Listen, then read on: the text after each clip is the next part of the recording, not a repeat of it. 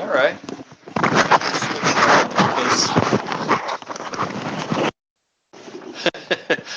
Oh, talk about self-referential. YouTube says that these guys, these ne'er-do-wells at the Silicon Valley Fourth Interest Group are webcasting some damn thing. I'm tempted to get out my earpiece and listen to myself talk. I think I'm inadequate now. Just wait till I've got myself in my ear, but with a 30-second to 2-minute delay. Welcome to the Silicon Valley Fourth Interest Group June meeting afternoon session.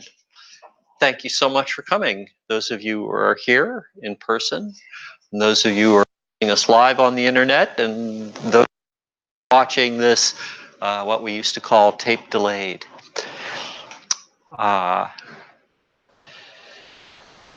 interesting thing, there's a old pop song. The lyric goes, they took all the trees and put them in a tree museum. Joni Mitchell. Yes, that's Joni Mitchell, Dave.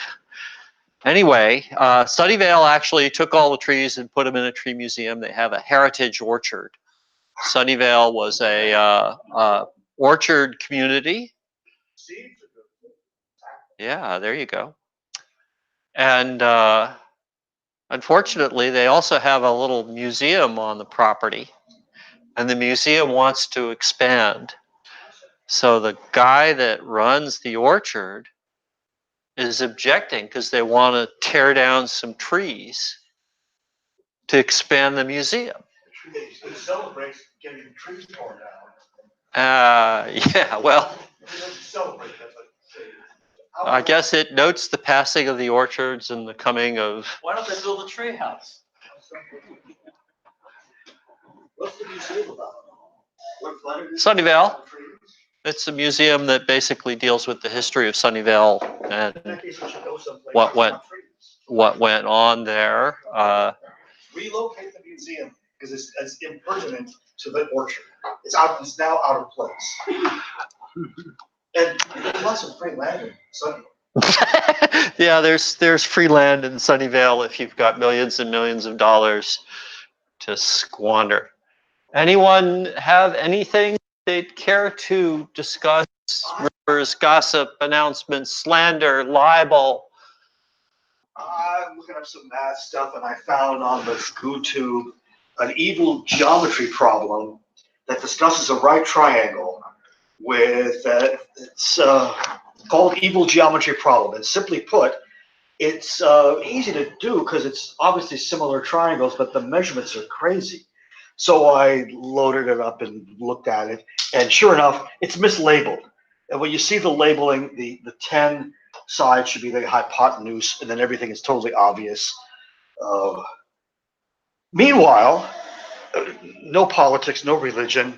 The first factory, that is, you can always build machines and do things on the moon, but the first factory that does something significant ought to be a solar-powered factory that produces solar-powered factories, so on.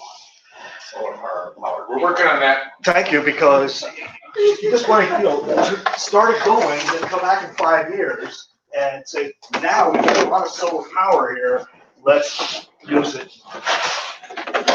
So this afternoon's assortment of soft drinks includes Coke and Diet Coke, Diet A&W root beer, and there might be a can of 7-Up in there, and I believe there's water. Also, there's water down the hall. Stanford Purity Project. There's a fourth job opening, actually. You can check out fourth.org. The hell you say? First one in a long time. It's like some, I can read the job description. He says, looking for an experienced fourth dev for a fun side project. Hi, R4th, the subreddit. I'm a Stanford grad looking for an experienced fourth developer for an interesting long-term, part-time, research-related side project. Fully remote, somewhat paid. Feel free to send me a direct message here for more information. And if you have any tips about where I might be able to advertise this position elsewhere, would love it if you could let me know. Okay, It well, says, thanks for the messages so far. If this comment is still here, we're still looking. Feel free to direct message. Thanks. There is. when he says direct LinkedIn. message, what it says on the screen is DM. Yeah. How many people would know what that meant? Digital rights management. DM? I guess I'm the only one. Okay, never mind. German currency, Deutsche Marks. Not anymore. They've been replaced. They're euros now. Euros. So, yeah. Fourth Do you have job. the name of the guy? Yeah. Okay, good. You should at least say Dave's name. Just has this Reddit username, so I guess I could And send him a did you private say it was on, where was that posted? on Reddit, or reddit.com/r/4. Yeah, should at least reply Yeah, and say, hello, we have a whole group.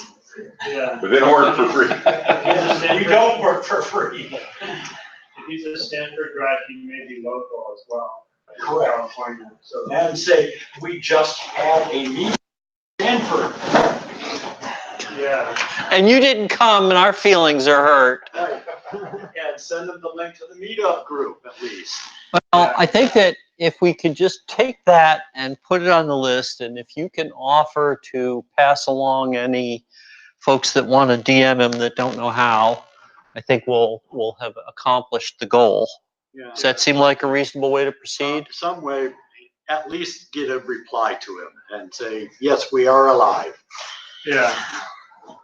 And we have half a dozen interesting people. So EM, direct email. We have experienced fourth developers here with a lot of experience. Fourth, so We have experience. we have the experience, decades of experience, yeah. Yes. And Yeah, what we can't do is slide into his DMs, you know? yeah. I'm not going, well, I am on Reddit, but no, I don't participate You don't participate in the in anything on Reddit. So do we have audio now? Is that working? Because I haven't checked it because I'm standing here talking. The little non-balloons Yes. are moving. All right, well, let's call it a win. All right. So they just shot down one of these things, and I just thought I'd show you a picture. This is like a U2 without the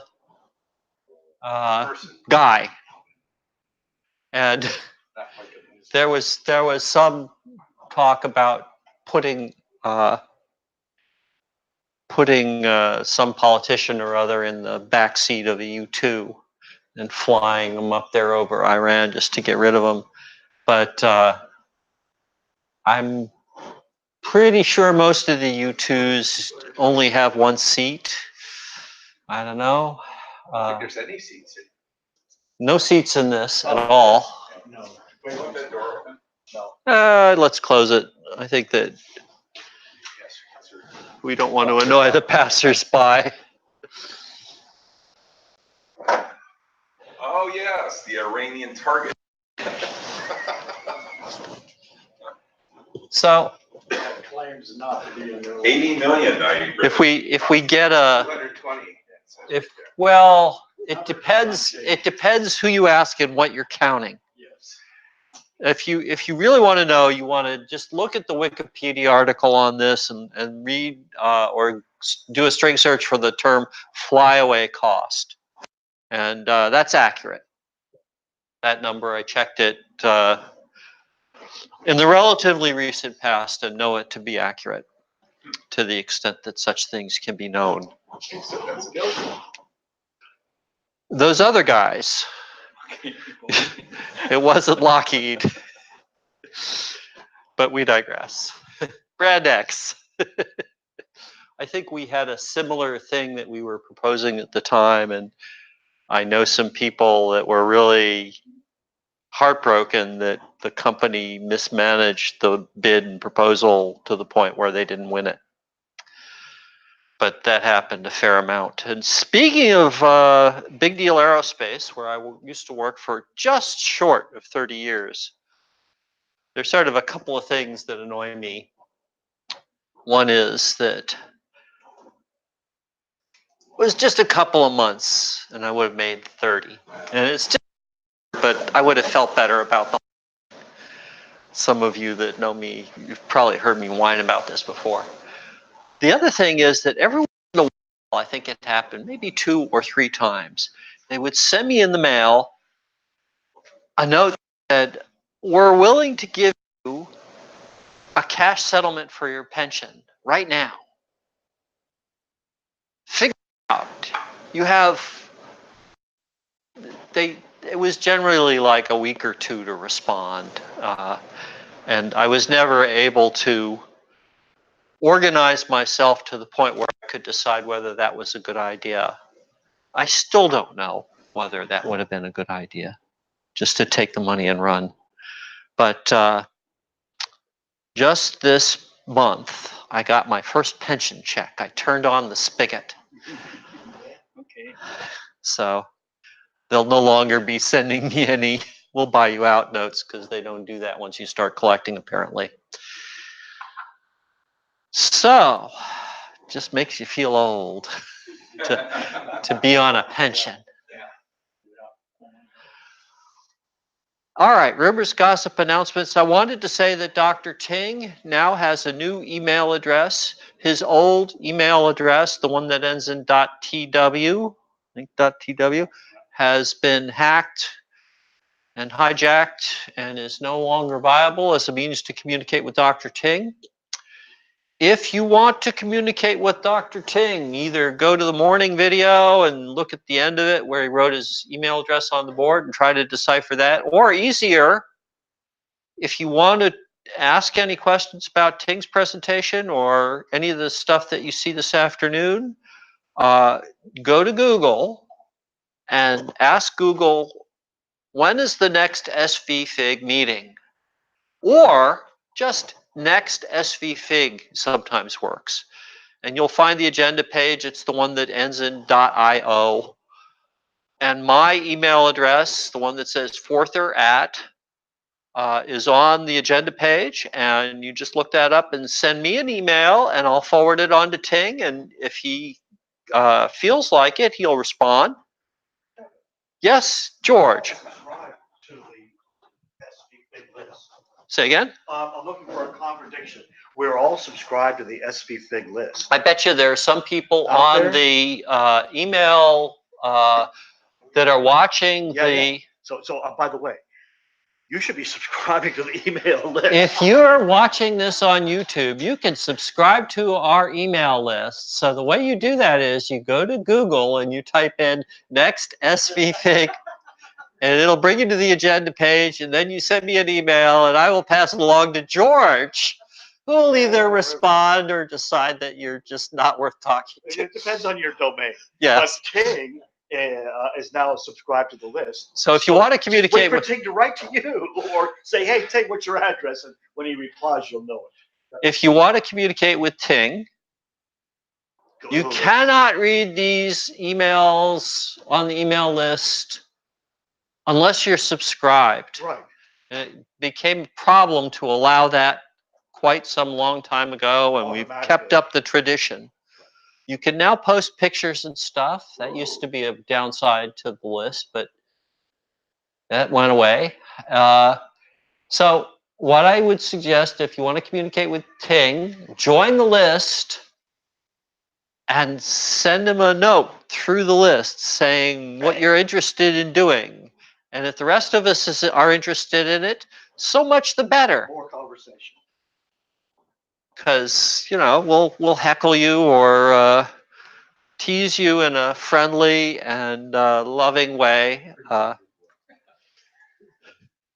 in an amiable, civil way. In general, our discourse on the list has been civil. Every once in a while, we get into. It's been a long time since the last one of those. We can discuss that at the break. Kevin, I have 2 guesses. First guess is drone mission. The DM is drone mission. Direct message. Oh, how about It's the thing that Andreas said my second when he guess. was reading it. Instead of saying DM, which is what it is, that's what it says on the My page. second guess was Dungeon Master. Okay, but if Right. if you're reading this on the page and it says DM, you should say DM. So send a message to the Dungeon Master? Yeah. And he's certainly going to get more laughs. All right. So I think it's time for Dave.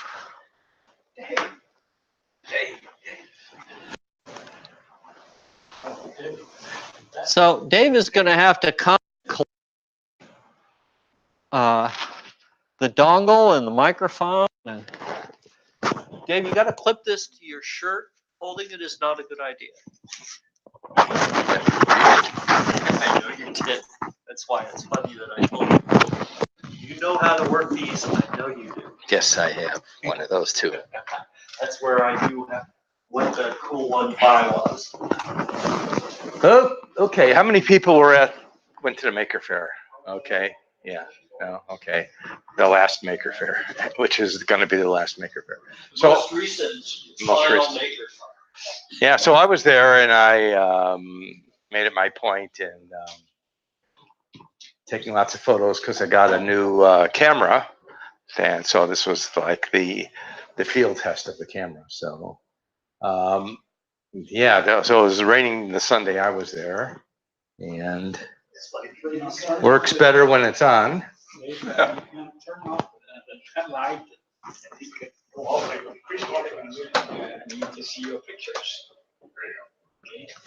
Okay. Thank you. Oh, so there was a booth right behind Ting's booth where they were selling these $20 boards that run fourth or basic, and so this is their sign. And I think on Saturday, Andreas sent an email out talking about this. So I made a point to go over there, and I bought one of these things, but I haven't done anything with it. If somebody's really interested in getting one of these, I'd be willing to sell mine and let you play around with it. Okay. So this is their booth, and this right here is the fourth computer. The $15 was for a kit. The $20 was for one assembled. Okay, so some people who showed up at the booth from this guy's Twitter account or Instagram account or whatever. So yeah. So this is the founder and seller. Yeah, a lot of interesting people. Yeah, I bought one too. The thumbs up. Yeah. So here's a screenshot of it working. They make all these small little boards, and the idea is that it's small enough and cheap enough for like grade school and high school kids to use and into. It seems to come in a lot of different formats, this board. This looks like an older format. It's plugging into another board here. And so this is the fourth table, just on the other side of that. Yeah, so, oh, this is the fourth banner that you see there that Ting sent a picture of from his house. See there, if you're here. Yeah. Yeah. If you wind it back to the beginning of this video, you will have seen it. Right, and so here's the banner at the fourth booth. We have a Don's Robot on this side, a bunch of books, a bunch of let's see, this cube of LEDs flashing, and there's some more computers on the other side that they did. And remember this Christmas tree project? And maybe Ting could talk a little bit more about, what actually happened at the booth at the end.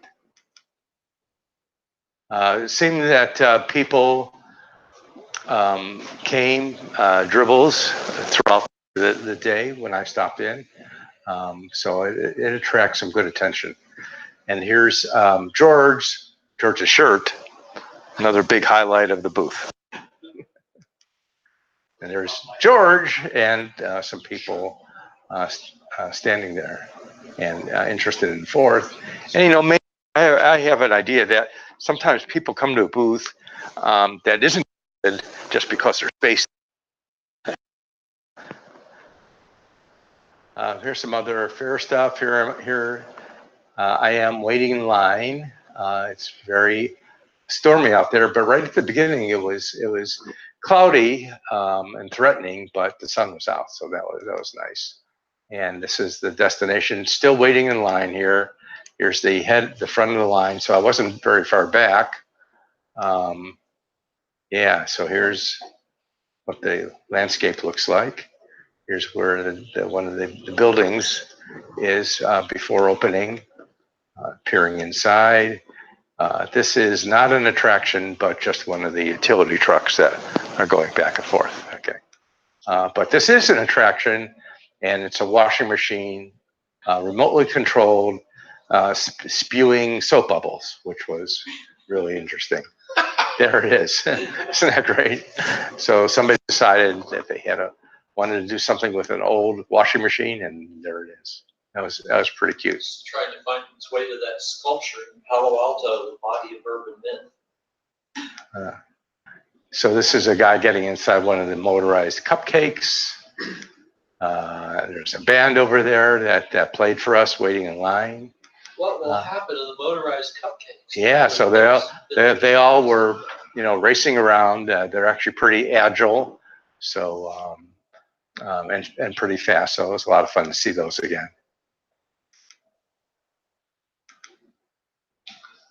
Yeah. I missed that. They were all over. Yeah. So when you're waiting in line, the only thing you have to shoot is these cupcakes rolling around, and the washing machine. Why did I take so many pictures of it? So this guy converted a grocery cart into a motorized deal, complete with a steering wheel and stuff. Yeah, why not? This was an interesting thing. It's pretty much a bicycle with these wheels sort of reciprocate like it was walking. That was cool to look at. Here's the band playing for us. Here's this guy was like a one-man band, and he's playing the drums and these didgeridoos, stuff like that from Australia. Really interesting sound. So now I'm inside, and this is the first thing I saw, sort of a ball on the track, and a cube of LEDs. So this is like looks like a 5x5x5. This is just a sculpture collage that somebody put together, and there's Howdy Doody up there, right? How many people remember Howdy Doody? Sense computing. They had some boards and sensors there. A lot of this stuff, it's like over a month ago, so I'm sure I've forgotten a lot about it. This I thought was pretty neat. This is like a hockey puck sized device, and you pull on both ends, and two clips come out. It's a Bluetooth connected meter, volt ohm meter, and stuff like that. So connect it to your circuit, and then your tablet is your display, and it can do audio and voltage readings and waveforms and stuff too. I think it was like $70 or $55 or something like that. Tiny trains. Oh, this is the Cal solar car. I saw a Stanford solar car the other day. But the solar car stuff, they build a new one every year, and they take it to Australia to race. So It's a big deal. A lot of people compete in it, and it's really prestigious to win this race. Looks like this is a 3D printer kind of thing. This is a router, a CNC router. This is really interesting. This stuff is all made out of tape. I have no idea how they do it, but they had like a whole city of this stuff. Yeah, look at that. So that's really interesting. This is not a small board. It's like a 4 times scale board. When you say tape, you mean like masking tape? Or? Well, Let's say tape. Yes. Internet. Tape gummy. yeah. I didn't see them actually building any of this stuff. Yeah. Not sure what this was anymore, but you can see it has a pretty small display on here and some kind of. And I guess you talk to it with your phone because there's a phone there. Okay. Whatever the hell it is. Yeah.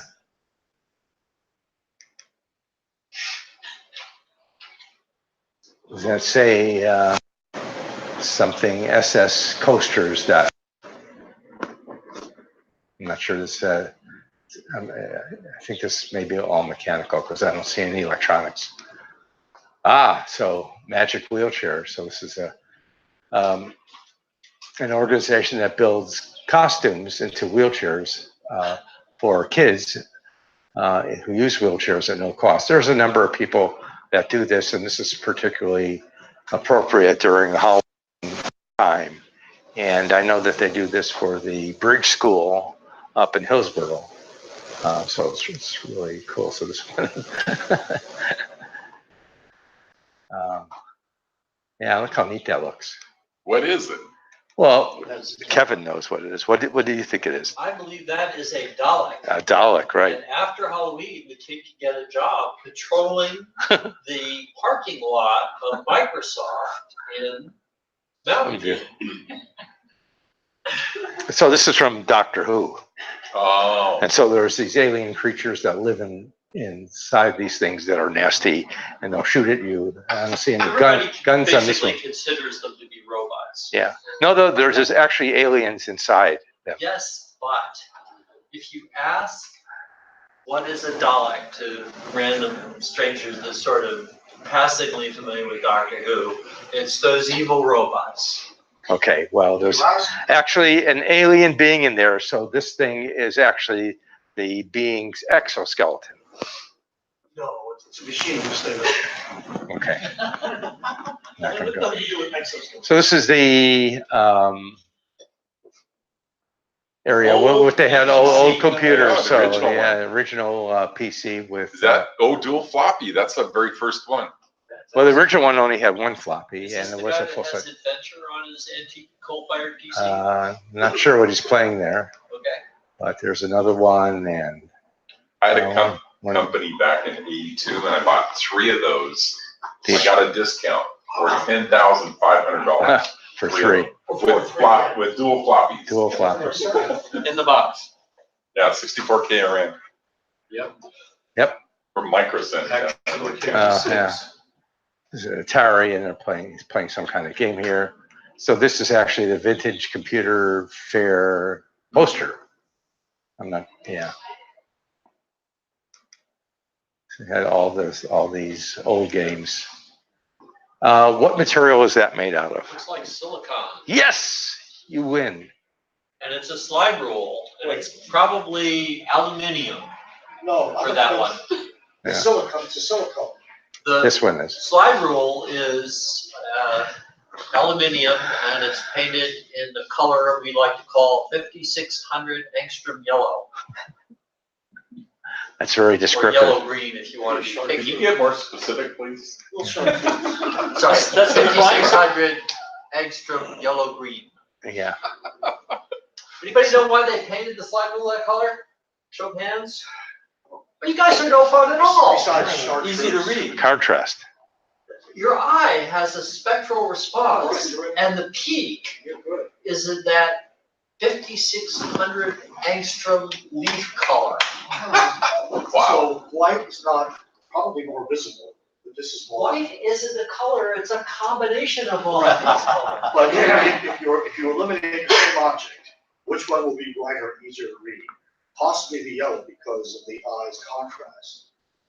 Which one's black?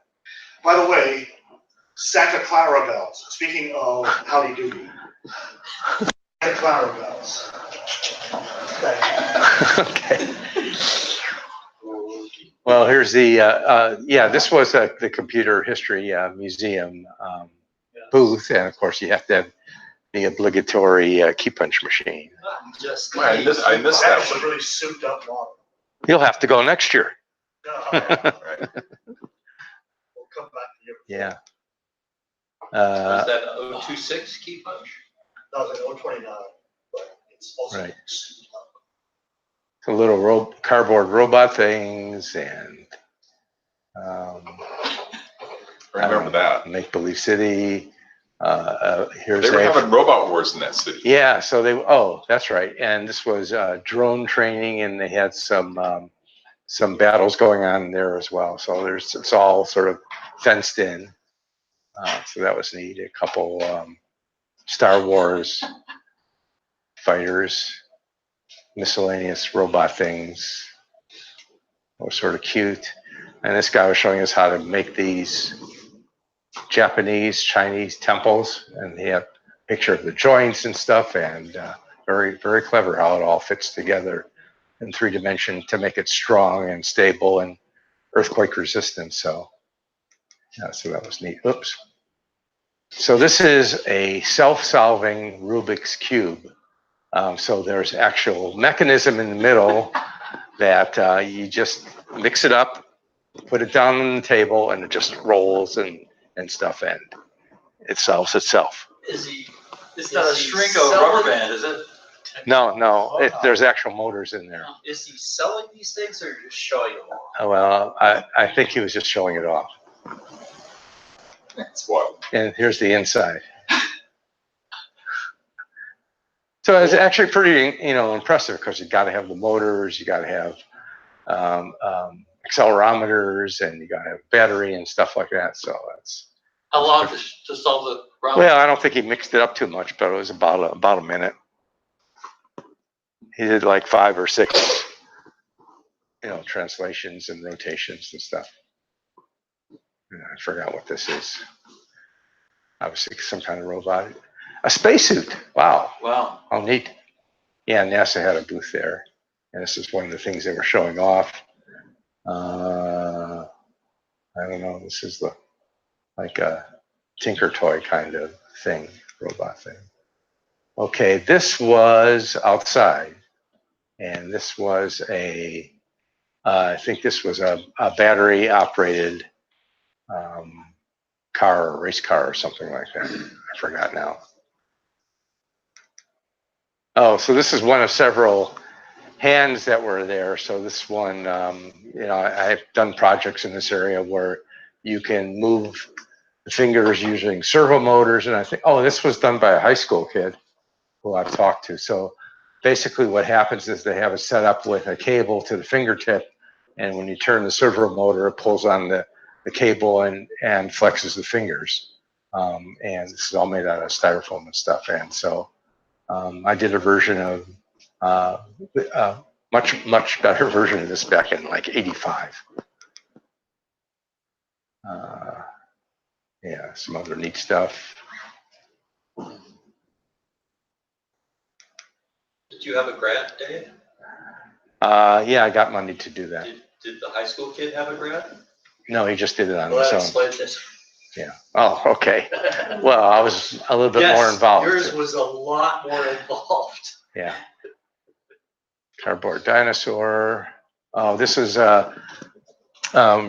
first robot from the first robot competition, and they usually have to do things like, move and put a ball through a hoop and stuff like that. So you need to have a part of it, lift this ball or shoot the ball into the basket.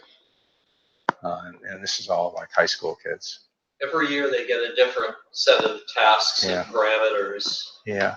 So here's the second guy with a robot hand. I'm not sure he was doing finger spelling with it, but yeah, that was sort of neat looking too. Maybe he was doing finger spelling. I forgot. But 3D printed, again, servo motor controlled with a cable to the fingertip. But the segments are 3D printed and looks a little bit more refined than the high school kids. Here's more R2D2s. This particular one was really interesting because can open on command. I have a video of that for my talk. Yeah. Yeah. So I interviewed that guy that built that one. yeah. So that was actually pretty impressive. That one. I'm not sure the other ones. Just do a hologram of Princess Leia. No. It was remote control. Yeah. Sculpture outside. Nice wood frame bike outside. Oh, this is like a Mars rover type deal. NASA. Yeah. Oh, what was this movie from? This was no, this was from the where they this robot was supposed to replace cops in Detroit. RoboCop, maybe, yeah, maybe. Okay, so that looked really cool. I know, I recognized it. Yeah. Product of the evil corporation. There's that guy again.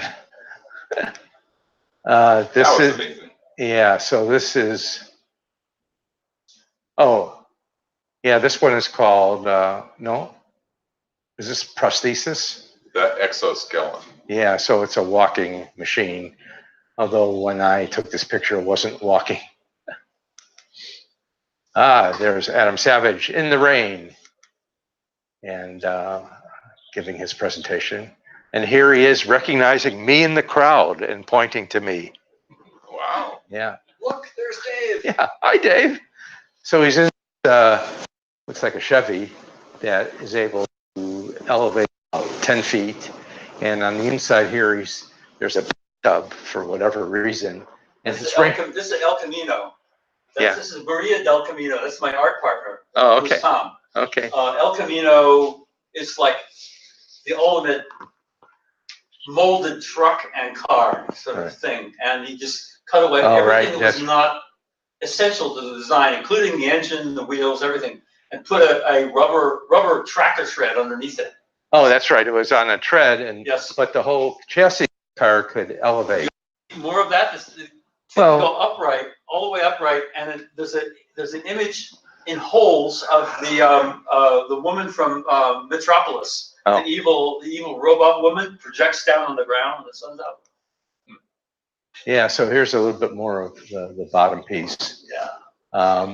But anyway, he's actually standing in the bathtub, which was collecting all the rainwater and was filling up during his talk. But he gives about a 10-minute talk and it does a half an hour worth of questions.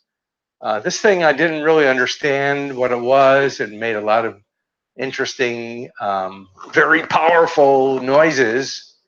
Didn't seem to move much. It's sort of tied down here, and generated a lot of heat off of this end. Yeah. Got this locomotive that is there every year. Yeah. Not sure if this is a steam-powered bike or what it is. I don't know. Oh, this was neat, but what was it? I think it was a conversion kit for turning your bike into an electric-powered bike. Although it doesn't seem to be the case. Maybe it has an infinite gear automatic transmission. Yeah, could be. I'm sorry, I'm forgetful of some of these things. Stuff for robots for kids. This was really cool. So this is a giant Fresnel lens just mounted to the front of the box, and this is called like Big Head, and they're encouraging everybody to put this on, and it just looks just like that when you're in front of that. That was cool.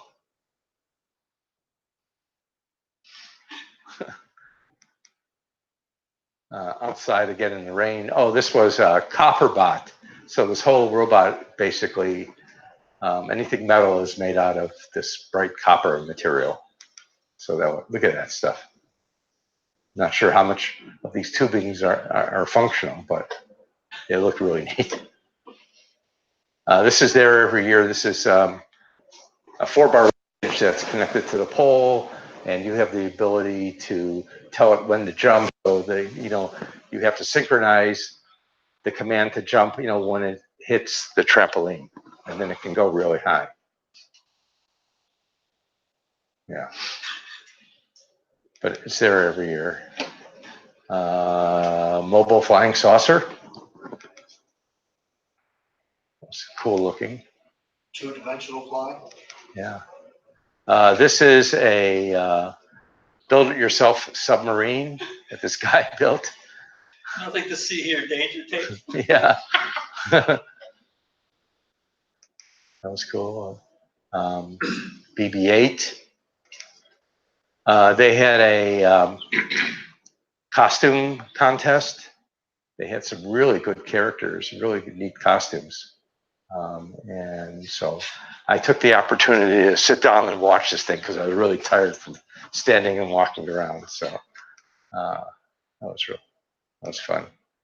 Oh, here's another guy with a robotic hand. So his big deal is he has these enclosures for the servo motors that make it really easy to mount and attach and stuff like that. So that's what he was selling, these servo motor enclosures. And this was just a way of showing how it can be used. Again, servo motors pulling on a cable to the top of the hand, and much bigger than a normal hand. How cool looking. Displays inside of a muffin, the muffin. Kid riding the shopping cart. And that's it. That's great. Yeah, thanks. Fourth booth and maybe get tape up, Oh, okay. talk about the proceedings.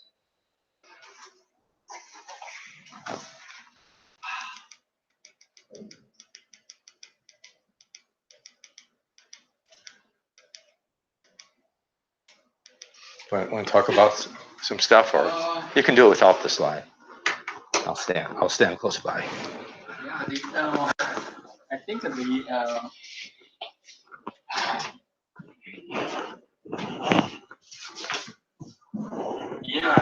this what I think in 2013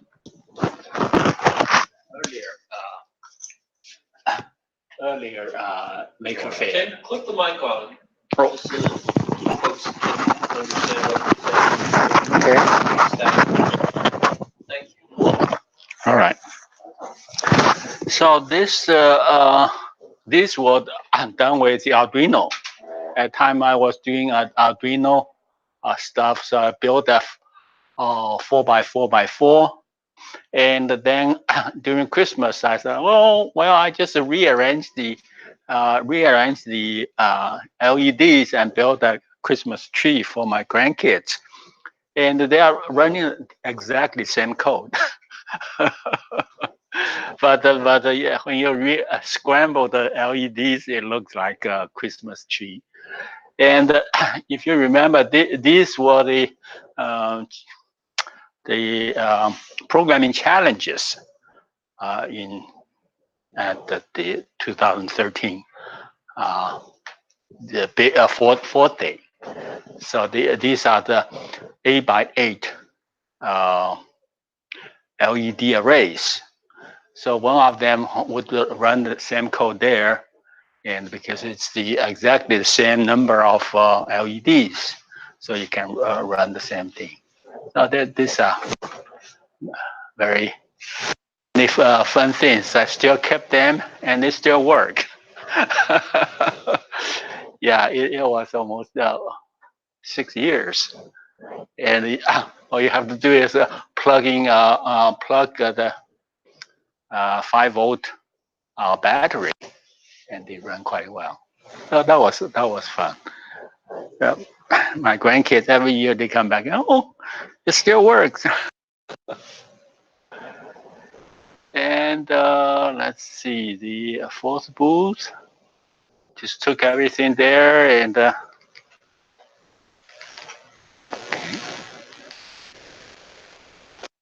I actually the guy who's running the workshops, and so I applied for a workshop as a work session, and it was approved. So they the guy who organized this thing said, "Well, why don't you get 20 of these kids? Because they have 20 computers in the workshop." So I bought 20 kids and the little wireless wireless breadboard, put them on, and also bought the cable so they can run. And let me see. I'll just show you the the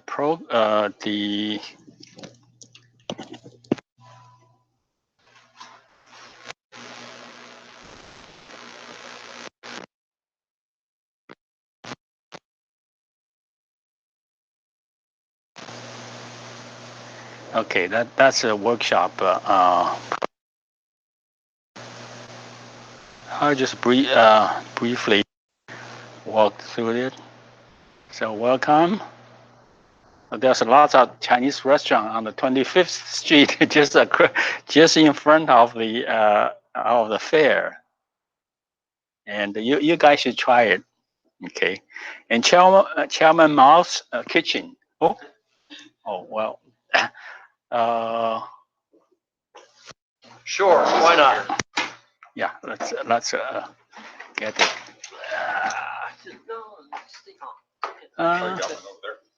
Okay. Okay, there it is.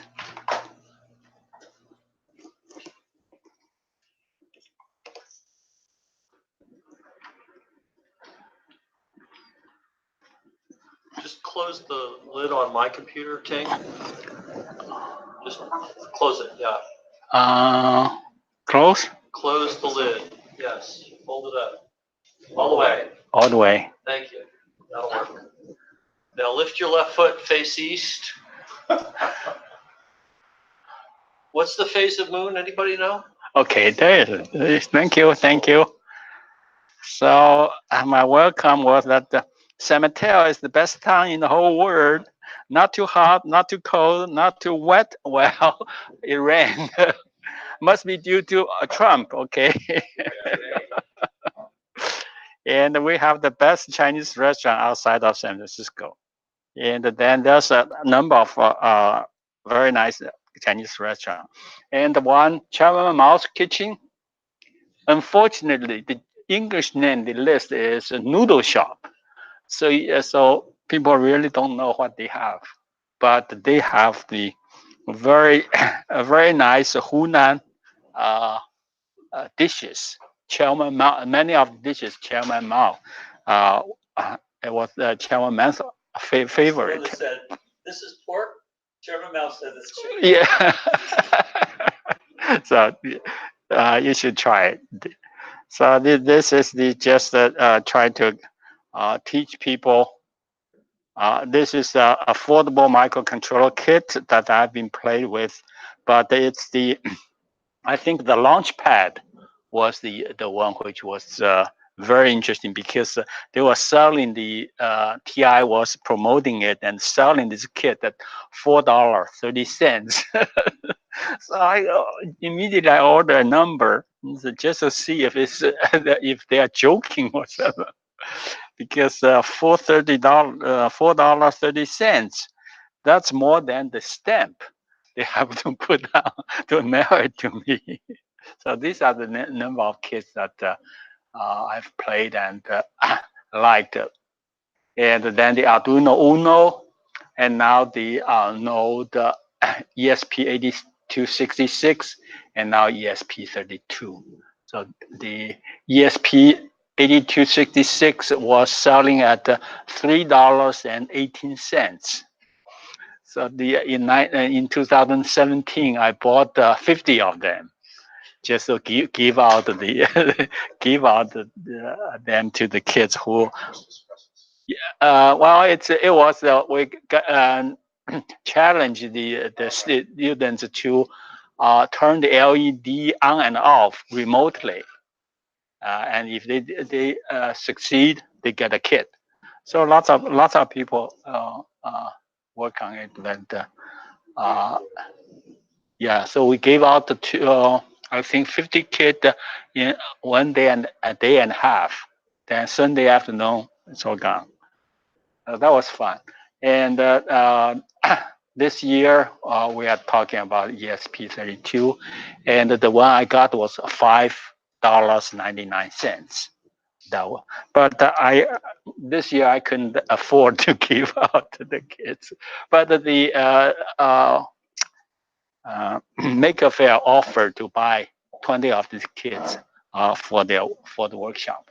So in the workshop, everybody has a kit, and I set up the computer. They took it home? Some of them took them home. Nobody knows what to do, but some say, may I take it home? Nobody answered yes or no. They just took it. And I think those guys, they don't care. And the ESP32, the 32S kit that I have here, and lots of I/O, beautiful chip. And this is Don's L robot. That's the board. Then that's the plan B. yeah. You have 6 months to build it. But you are busy on other things. You got a real job to worry about. 6 months to do a 2-year project. What went wrong? Okay, so this is a plan B, and I got my robot, and I can hook up several things. I actually can get the motor to run with a edge bridge. But I didn't show it. Because it was too messy, and so we just showed the LED and the speaker. So fourth, and the serial monitor. So we have 2 versions. One version is a serial monitor, and the other version is the Brad's browser, and that was very nice. I think serial monitor. You've seen this thing, and the robot control. So they can just type these words, and although we don't have models to run, but the LED would show properly, driving things forward, backward, and all these things. And we got all 20 lessons all compiled here, so they can try it. So that's the web browser interface, and I think that this is really beautiful. And then we have so you can type in things here, and I think Brad make it very nice because the screen scroll up from the bottom, and you are pretty much focused at this area in typing.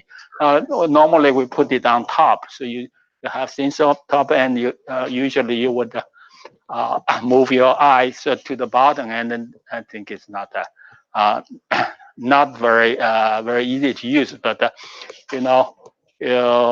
this is what they call the human interface. Yeah. Is this using the Wi-Fi of the ESP32? Yeah. Yes. It's talking through Wi-Fi. So you are accessing it within 192.168.1.6. So the robot send out this page. Send out this web page. Yeah. Yeah, and some of the functions that you really want your student to try, they're all in this raw buttons. They just plus this and the LED with the LED with the light. If we have a real robot hooked up remotely, you can actually drive it forward, backward, left, right. Oh, I think that this is beautiful. I love it. Noisy Wi-Fi space. Exactly. So, yeah, yeah. And another nice thing Brad has is you can actually download file remotely. Yeah, yeah. It's a beautiful interface. Except you have to be in a noisy space.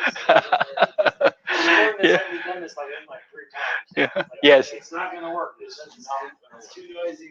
This is a Yeah. good idea because I was using a serial UART in a terminal and doing Sixel graphics.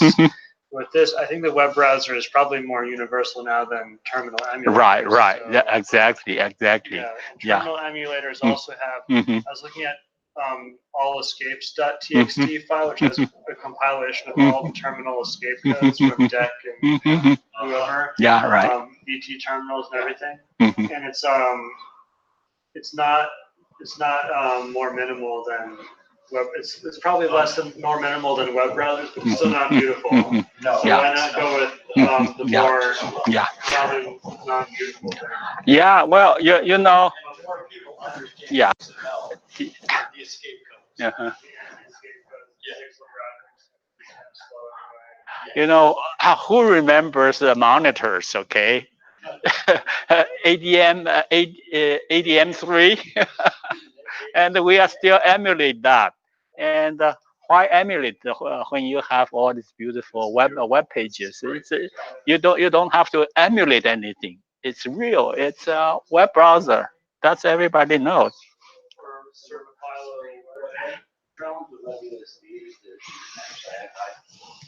Let's stop working in browsers about here. I've lost track of it. They were ending up having to put quite a bit of custom stuff in it that makes it something where you have to kind of tie it to the manufacturer. So unless the device is advertising, USB like VIG and VIG stuff. it has to actually advertise itself as something that you can open up and a bunch of this stuff. So where there were some earlier versions of the standard where it would just be easy to connect things, it gets hard because now your web thing has to match up with the device. Mm-hmm. We have you get to explain that. Yeah. Would you sort of file over your like open a file? Wi-Fi is whatever you are, the issue is just the method of speed in general. As soon as that you got as soon as you're selling a product. Okay. You can open a device file.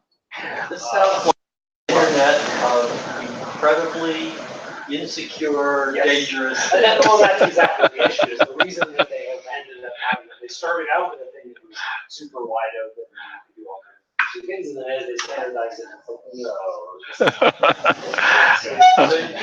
Whatever Internet of Things, I usually just fill in those other words automatically.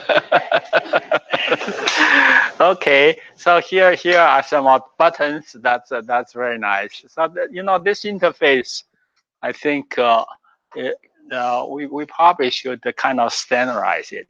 All four should have this interface. And then the Bach benchmark. It's the last thing that I built this electronic organ and play some Bach music. And I think generally use a microcontroller. I always want to put the Bach music on it. But over the years, the best things can do was Uno. Uno was able to put out 3 channels of digital of square waves, so you can only play Bach with three voices. But this it has the timers to put out 8 channels of voice. So that's very nice. The first microcontroller that can actually play Bach's organ music fully. And so it doesn't take much to, so the circuit is only like 10 resistors. Okay. Have eight output to drive the resistors, sum them together into 2 channels, and then you speaker, then you have it. I used to drag 8 speakers out for the demo, and now I only have this little thing. So I think, So are you bit banging the individual pins? No, it's a timer. Yeah. With each of them? Yeah. There are actually 16 channels of pulse width modulation waves output. Okay, you can control. But for the independent frequency, you have only 8 channels. Okay, yeah, that was the presentation at the Maker Faire. Yeah. Okay, I'll send you the PowerPoint files. Yeah, for this one and for the and this one for the last month. Okay. Thank you.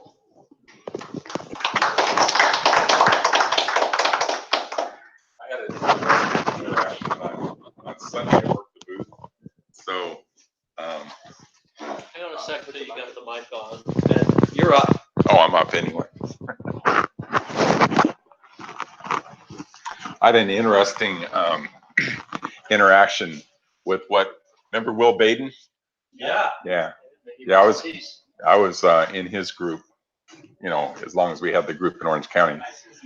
And he used to call it the profane languages. So this guy comes up, you know, he's a C programmer, C++ and everything. And he comes up and he goes forth on, he's snickering, right? And I go, yeah. And I said, I'm a C programmer. And I said, if you have an intelligent machine, do you want to recompile the entire thing when it learns something new? Do you have to write new code and recompile the whole thing? Can you interactively communicate with your machine when you write it in C? You have to write a parser. And I said that these are the features of Forth. I said when we're going to build intelligent robots, intelligent machines that learn incrementally like the way humans do, what other language but Forth supports that concept of incremental compilation? You know, there's and I talked to that guy for 20 minutes, and he started the conversation snickering. He walked away and he grabbed the card and he walked away and goes, wow, I need to take another look at Forth. It was just a challenge, you know. So can this thing get plugged in?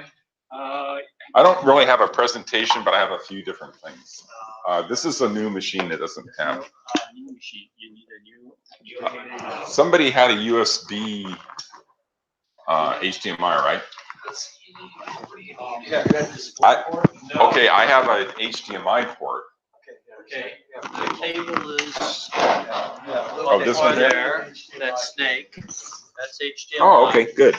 You might want to put that fabric case on your belt, on the waistband of your pants, or to your pocket. Yeah, that'll work. It's got a clip.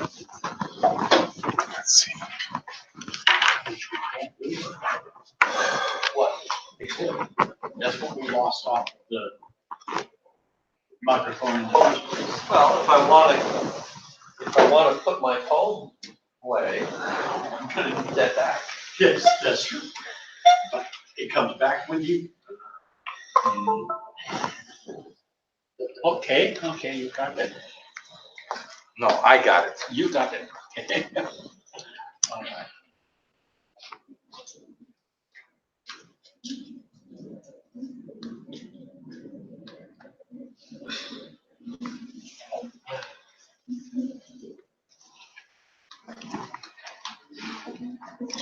Let's see.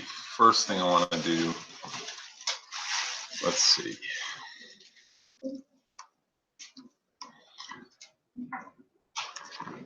So I have a YouTube channel. Come on, I need YouTube. I interviewed the guy that built that wonderful R2D2 robot.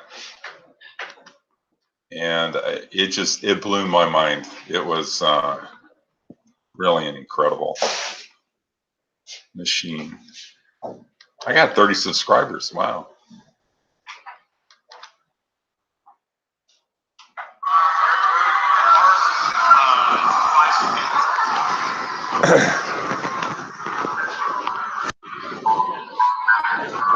This guy spent $15,000 in 2 years building this robot. This dome is custom made by some machinist in like Utah or something like, or Idaho, and he waits till he gets an order of like 25, and then he'll do a run. Yeah, it was amazing. This is actually a complete interview. I was asking him all kinds of technical questions about it. So it's all Arduinos networked together on the inside.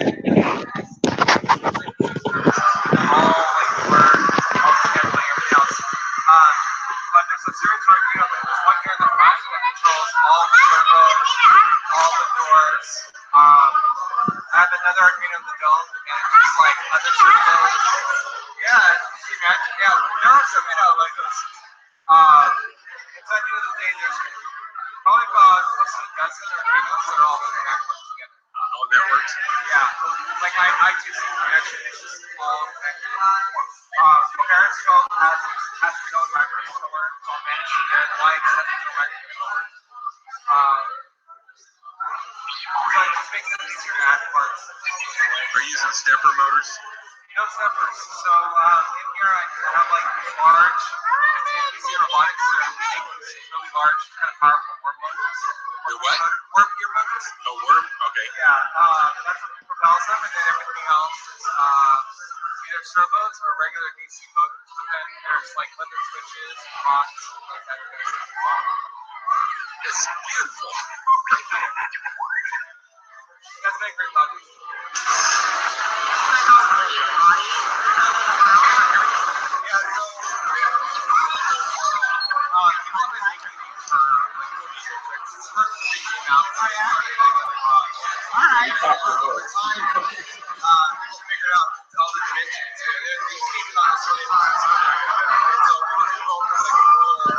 So anyway, I was so impressed with that guy's robot. I mean, that was just a work of love.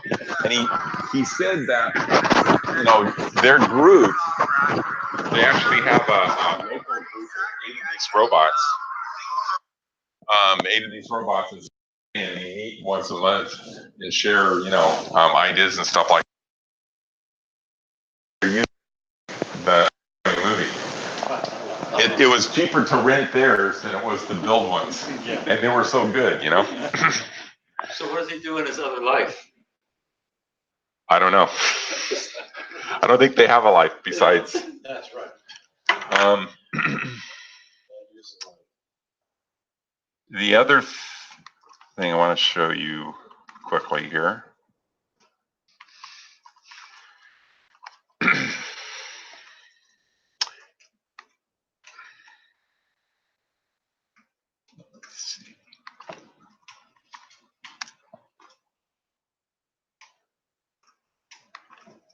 Is what I'm working on at work. You know, it was brand new job. I started January January 21st.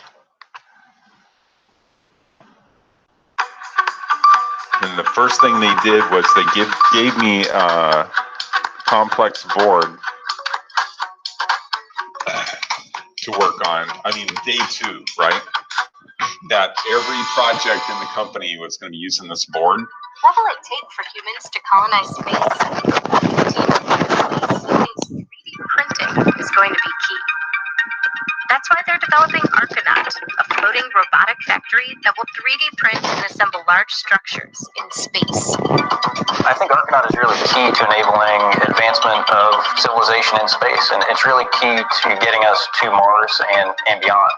It's an absolutely essential step in the future history of our species to move off this planet and to inhabit every environment in the solar system that we can. It's not going to be done by importing everything you need from where you came from. It's going to be done by manufacturing what you need where you need it. Right now, it's expensive and challenging to get things into space. Every object must be small enough to fit inside a launch vehicle, and also strong enough to survive the rigorous environment. The International Space Station, for example, required individually launching more than 100 components into orbit. So if we could build spacecraft in space, we could make them 10 times lighter and 10 times cheaper, because we never need to design them to survive the shake, rattle, and roll of launch. In the near term, Argonaut will make pieces like trusses or reflectors for satellites. But ultimately, the goal is to build spacecraft and space stations. That's the reason that we believe in, that the way we'll get to Mars and the asteroids and beyond is larger scale spacecraft that you build in orbit. Made in Space already has a 3D printer building parts within the pressurized environment of the International Space Station. And last year, it successfully 3D printed an item in a zero-gravity simulation chamber. Within 4 or 5 years, the company says Argonaut will be making large structures without any human supervision. In 100 years, 200 years, 300 years, stuck here for all of our existence, all animals have, I thought it would be so transformative to be a part of people leaving off planet Earth permanently. I really want to help make that happen.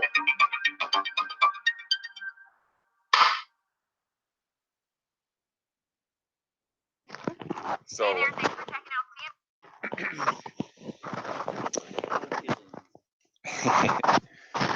so the whole idea behind Made in Space is going to build robotic machines that you fly the machines and build stuff in space. So you fly up spools of material, and it will print in space like 100-meter solar structure, for example.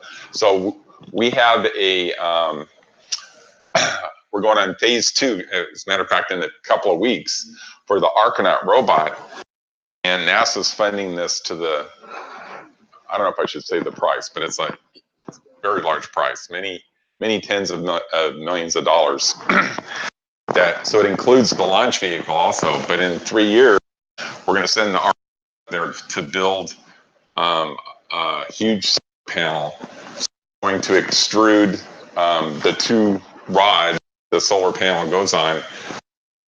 The Argonaut robot will actually bolt all these things together, roll out film, the solar film on it, and that's the project that I'll be working on.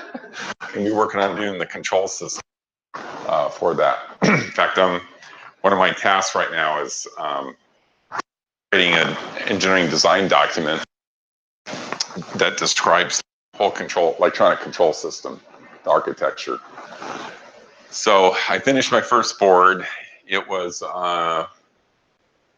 it used the, we couldn't change the processor because the design was already, they spent a ton of money getting it NASA certified. So we had to stick with the 2560 Arduino board microprocessor.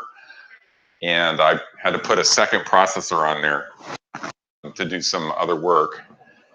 They had a bunch of little tiny boards that were all kind of, wired together.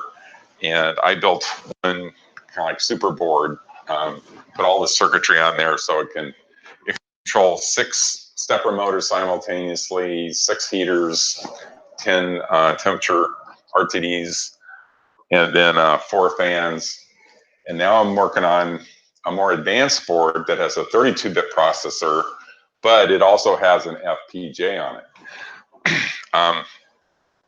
Archinaut's going to have to work in a hard space. So we have to have radiation tolerant components. And FPGAs are the most bang for the buck as far as getting processing in a rad hard environment. So the company's never used FPGAs before, and I'm one of the ones that's spearheading their use of FPGAs. Are you doing the thing with FPGAs where you have it route around damage in the FPGA if necessary? Like that's called scrubbing. Called what? Scrubbing. Scrubbing, that's what it's called. Right? Okay, so there's two companies that make, well, there's probably more, but the two main companies that make FPGAs for space is Xilinx, which you've heard, but Microsemi also. So Xilinx is RAM based. RAM gets flipped easily by radiation. So and that's a big problem with computers in space is RAM is pretty easy to flip a bit. So they have to use triple redundancy. With Xilinx, because the configuration of the FPGA is in RAM, you flip a bit and now you just change the circuit. That's not good. So with the Xilinx FPGAs, they do what's called scrubbing. And what they do is they have the configuration information in this piece of RAM, and then what they do is it's kind of like they do a CRC on the whole thing. You know, if something changes, then they reload the configuration back into the FPGA. Microsemi makes FPGAs for space, and they use flash. Flash is much more robust with respect to radiation and being bit flipped. So I chose Microsemi. In fact, one of the engineers there was really pushing for Xilinx because he likes the tools better. But you know, robots have to be reliable. That's number one. So number two is performance. Number one is reliability with the robot. So I chose Microsemi. So I'm helping to introduce the company to FPGAs. So is Flash I know some people who work at NASA, they use MRAM a lot, like magneto-resistive RAM a lot. Also ferroelectric RAM. But is the Flash sort of integrated with the Microsemi? Yes. Okay. So yeah, it's built into the FPGA, so you don't need an external programming. That's another thing I like. Yeah, it's on the same die. Yes. Yeah. So they have what they call ProASIC 3, which commercially, you know, you can buy these things for like $20. The ProASIC 3, we're using the ASP 3 250 part. And so they have a space version of that, and that's basically footprint compatible. So you go ahead and design your system using the cheap part, and then later on when you're ready to go to space, you buy the more expensive part. They also have one called I think it's called RTAX, and they use anti-fuse technology, which means you burn it once and you can't flip that config. And if you screw up, you throw the chip away, which costs $100,000, you know. I thought I saw some, I do stuff with FPGA place and route tools. I thought I saw some place and route tools that created sort of a self-healing in sort of a more distributed way across the fabric, logic fabric. Mm-hmm. It's more like a self-healing configuration, like self-organizing sort of thing to adapt to damage, sort of route around it. Yeah, Xilinx has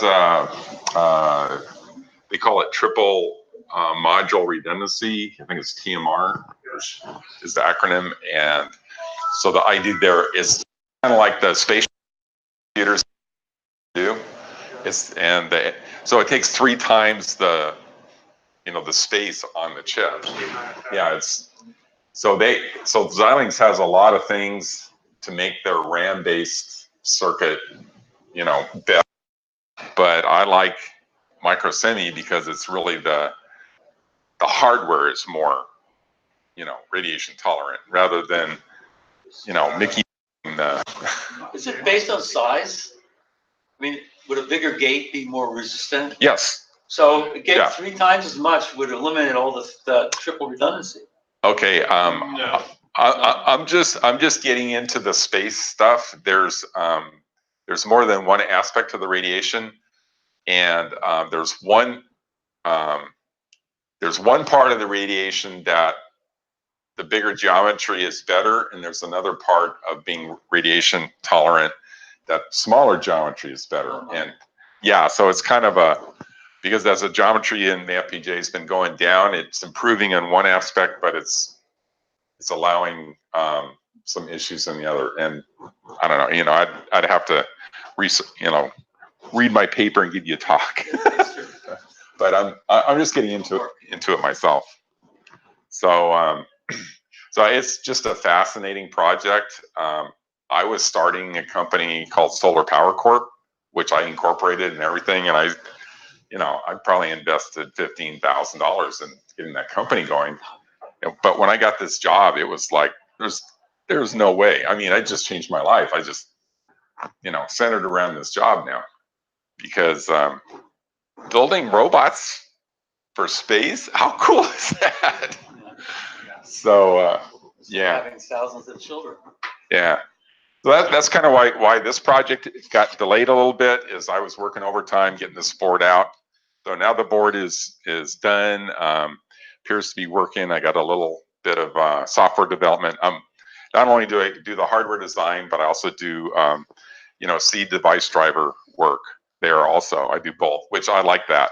I don't like to just be put in the box of being an electrical engineer and not code. I love to code.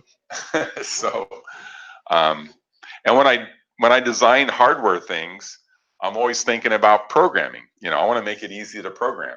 So if I plot my hardware design on a software guy, he'll probably appreciate the fact that I hooked up this line which made it really easy to program, whereas if I didn't, it would be a bear.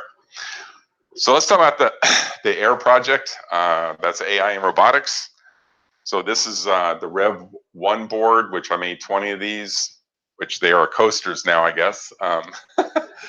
Dr. Ting rejected my board because now I'm an embedded systems guy. So I mean, I have JTAGs. I must have 3 of them. I have one for FPGAs, and I didn't even think about this, but yeah, to use the Arduino IDE, you want the USB chip on there. So version 2 of this board is got the USB chip. I copied the same circuitry that's on this board, so it's identical. I also forgot to put whiskers on this one. So on the new board, there's whiskers. Yeah, and I did make one mistake. This is a really large flash footprint, the SD card. So I put the mini, the small one, the one that everybody uses today. So yeah, it was in the Eagle library, and I didn't notice it. So anyway, I fixed that too. So I'll probably finish. I finished the schematics, and I'm doing the updating the board layout. So I expect to have this, put in within a week or so, and then I'll make another 20 boards, and I'm just going to go ahead and stuff them. So I don't think there'll be any major issues. And if we want to order one, how much? How do we pay? $45. And if you prepay, you're helping me out, because I've invested about $1,000 into this so far, but it's kind of a, I want to see the Triune OS. I want to see intelligent robots. So we're everybody in this group, we kind of need to help the world. When we get these boards out, we'll give them the schematics, we'll give them all the source code and everything, and then we're going to need to support them, because who knows how to code in Forth. But Forth is if you're going to build an intelligent machine, there's no other language on the planet but Forth. There's you, some other concatenative languages which are kind of Forth-like. yeah. So, you know, to have Forth on a 32-bit processor, you know, Ting's been working a year on this, and I really appreciate the work you're doing. It's fantastic. It's unbelievable, really. I'm doing the easy part. You're doing the hard part. Yeah. So, so anyway, that's an update on this project. Right next to us, next to our Forth booth, was a group that does. This is a little $50 board that is amazing. It's it basically converts voice to text. So I was playing around with this back in like 1996-ish. And here I had this beautiful board, you know, my Whiskers One board that was super low power and it would run forever. And I wanted to put voice recognition to talk to it. I had to put a PC on there and this huge ass power supply. And then I had to buy this $2,000 board that plugged into the back plane because, you know, so it just raised the price astronomically of a robot that had voice, you know, front end. It probably increased my robot cost by $3,000. So, and it was speaker dependent, where this board is speaker independent, you know, like the Amazon and that sort of thing. So I did send out to our Forth list the website where you can buy these. I mean, it's just amazing. I played with it. I bought it. My wallet was open right after I talked to it. $50 is unbelievable. The two guys, if you look at the history, they're two guys that are have 25 years, actually 40 years between the two of them in voice processing. Two American guys that developed this thing, and I can't believe they're selling it for so cheap. Somebody said they're $70 now on Amazon. I saw a $74 thing for Amazon. I don't know what. How accurate is the transcription from voice? Is it like error? Are there errors, just transcription errors, or is it good enough that I could write Forth through voice? Well, I'll tell you what. I am really busy right now, so would like to volunteer to work with this, Brad, maybe, or you? Well, I'm super busy. Okay, all right. I have a little bit of time. I might, yeah. Okay, well, I'll leave this with you. And what we're looking for is a voice front end to Forth. So, I mean, you can use any Forth. I think the only thing you have to do is put a carriage return at the end. That's what I did, you know, 20 years ago. You know, it transfers the thing, and then you put a carriage return, you know, at the end, and then as soon as that goes out to Forth, it executes like that. Yeah. So if you'd work on that, I mean, to have a voice-controlled robot. Just like Forth is concise, so it would work pretty well to speak Forth. Yeah, that would interactively speak Forth and maybe define words or something like that. Yeah, you say colon instead of typing out colon. You know, you literally put a colon down there and a space. Yeah. You know, and then a semicolon. If you can detect pauses in speech, you could have spaces that way. I don't know. That's exactly how it works. Yeah. Yeah. So anyway, you'll have to play with it. I was so impressed at the show. It was, you know, I didn't train it or anything, and it knew what I said, and If the text doesn't come out as a serial or something else, serial UART. I think it's a UART. It's a UART. That's convenient. Which is a perfect interface for Forth. Yeah. Yeah. That's convenient. So it's a voice recognition front end for Forth. I mean, try that and see. You have to write some code at least. I was working on the Arduino, and I kind of finished Arduino with the waiting. I was just give me the Arduino interface and all the software. I can do all the software now that way. If you have the other circuit, the programming circuit, we have to get that tool, which is much more expensive than this kit. You're right. So that's why I'm doing it. So it's. Yeah, and I was thinking, well, why don't you just leave two sockets on your board? So we just plug in this kit and run everything on your board. But I think Oh, we compromised. You're getting your USB. So. Yeah, as long as you get the same USB interface. I copied it. Yeah, I'm using that circuit is actually available on the web in Eagle, which is what I'm using. So it's exact same circuit. Another thing, I have three of these kits already programmed with the fourth event. So if anybody wanted to play with it, $10, okay? You can get a kit with a cable, okay?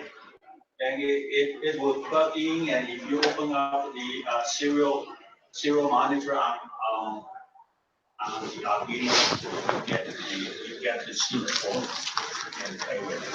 So, I want to walk home with one. Do you want this board back? I have one. No, you just okay. All right. Somebody want another one? I do. $10. I can use another this computer too, so she got it. The one I've got is actually sitting on. Thank you. So the next thing is, I was looking for an easy way to get started, for everybody to get started in building an actual robot. Oh, okay, great.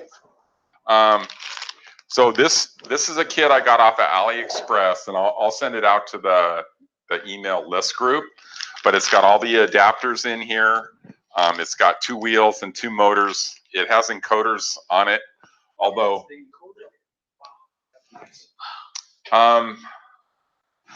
you know what I don't like about encoders in robots? Everyone wants to use the encoder. I believe with robotics, you need to servo in the environment. What is the sensor doing? It's telling you how many counts the wheel went. So I mean accurately. Well, I want a bigger picture. I want to say there's the door. I want to go out that door. So back when I was technical VP for the Robotics Society of Southern California, we had lots of talks. Everybody was using these encoders. And the thing is, a robot is not a precise machine. These 2 wheels are not exactly the same diameter. And one can slip. So on our machine, we have something way better than in encoder. We have a magnetometer, inclinometer, and so we can actually get a magnetic north. We have a compass on board. So a friend of mine, Dr. Tom Waite, actually wrote the code for me in my last programming job that gives us a really accurate, degrees of magnetic north. And so when you tell a robot to go forward, you have it servo on magnetic north, way better than encoder. So anyway, I'm not, and I didn't. I got these after I designed the board. I don't have encoder. I have some GPIO inputs that if you wanted to play with it, you can. But personally, I'm going to focus on the compass. It's way more powerful. That means you can use it in a boat. Yeah. And then finally, I do own a 3D printer. And I'm looking at buying another one. I'm talking to some of the mechanical engineers at work about helping me develop a robot chassis that we 3D print, for these motors. So we could have a really cool, chassis that's 3D printed. And then we just make all that stuff available, all the files for the 3D printing, and see where people's imaginations go with this. Did you ever use in Made in Space any inflated elements, like inflated stainless steel tubing or anything like that for rigidity? Did any of that work? I haven't heard that. 3D printed inflatable structures, anything like that? They're basically looking at all kinds of things. There's over 20 projects within the company. One of the first things that's going to go into space is going to be, we've invented a machine that creates fiber optic cable. It makes it in outer space. And what's interesting about that is, because zero gravity, that's literally the word. It's a perfect, perfect optically versus the cables that are made, on Earth. So they're way higher bandwidth, way less attenuation over distance. So how we're going to make the cables for the space elevator is make them in space so they're perfect single crystals all the way down to Earth? Well, see, the way you make a space elevator is you take one of our 3D printers and you point it to the Earth. And then as it starts getting closer, you have to do the math, right? Just right, otherwise you'll suck our machine to the Earth. But if you do the math just right, you could probably have that thing just touch down, exactly, as sweet as you please. All those big Google things that stand on the Earth map will be real in space. Yeah. Pointing. Yeah, they're working on, they have a crystal growing project that they're going to be taken up to the space station and experimenting with that. Crystals have the same issue, when you're making them in gravity, it affects them, whereas zero gravity is going to allow us to make crystals that are much pure, clearer, and everything else. So we have a project there. Company was founded in 2010. We have a facility in Jacksonville, Florida, and one at Moffett Field, and then I think there's one in Germany. They're about 45. At the beginning of the year, there are 45 engineers, and they're going to double it over the next 12 months. How much zero-G can you simulate just by randomly moving the entire device around like this? Well, they use the Comet, NASA's airplane that dies for 20 seconds. So for manufacturing, I'm quite sure.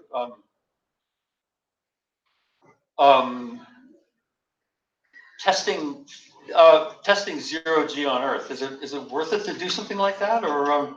Well, NASA has an airplane that does it. I know, but it's only for a few seconds. I mean, talking about 20. what it would take to make a 3D object.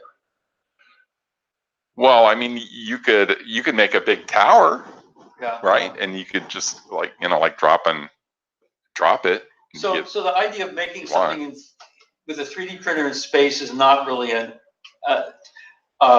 too much of a problem anymore. Well, they have them now, right? Yeah, I think Made in Space is the only company. Carbon fiber composites will be much stronger than steel.